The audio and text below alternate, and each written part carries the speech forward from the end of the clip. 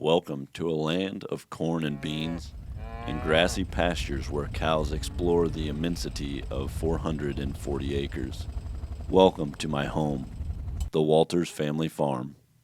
Farming is a really good way to make a living, and it's a good way to raise a family, because as long as you're willing to work when you can work, and usually you can work enough ahead or work later the next day that you can be a lot more involved with your children when they grow up. It has been the way of life my dad and grandparents have chosen, but since the 1950s the number of farmers in Iowa have went from above 200,000 to now below 100,000 farms. And this graph shows the number of farms in pink and the average farm size in blue. I went to my grandpa, Sam Walters, to understand the changes affecting this trend. It impact, back then my dad made 11 on 100 acres with horses. And now when I bought this, I got 120. But it was a hobby farm, really.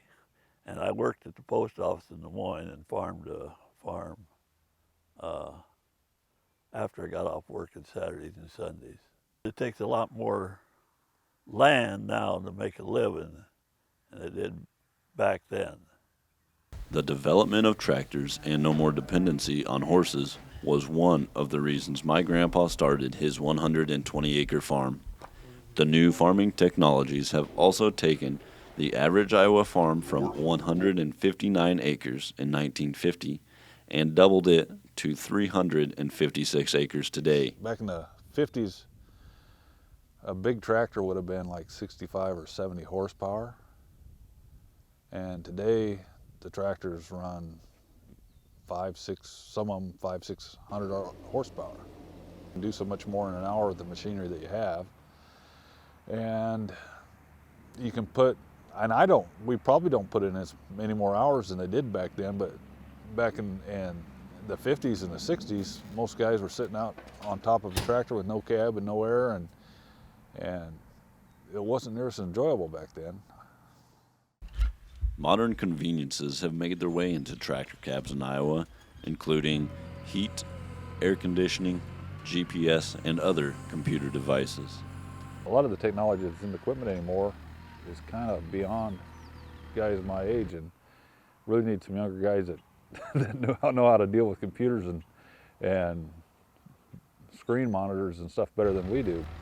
A lot of these, the newer stuff is, have the auto steer and the auto shut off on ends and stuff, and I think they're actually designing tractors now that are not even designed for operators at all, that will just be a robot that runs off of GPS and computers.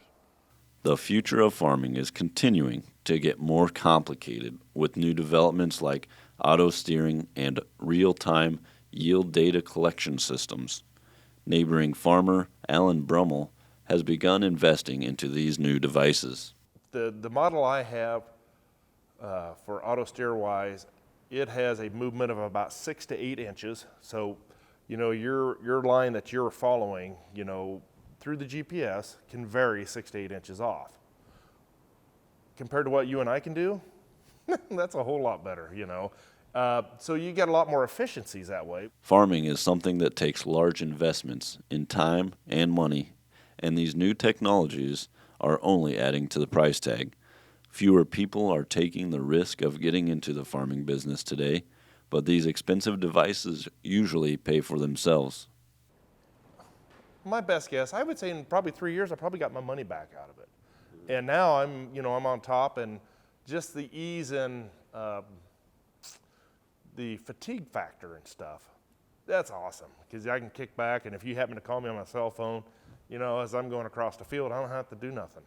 I just watch my monitor, kind of glance back at the planter once in a while, and I can visit with you on the phone as I'm going across the field. So, can you eliminate this? Not yet, but the ability to do all that, they're working on it. The future of farming will surely be drastically different. But for now, for UNI TV, I'm Clayton Walters.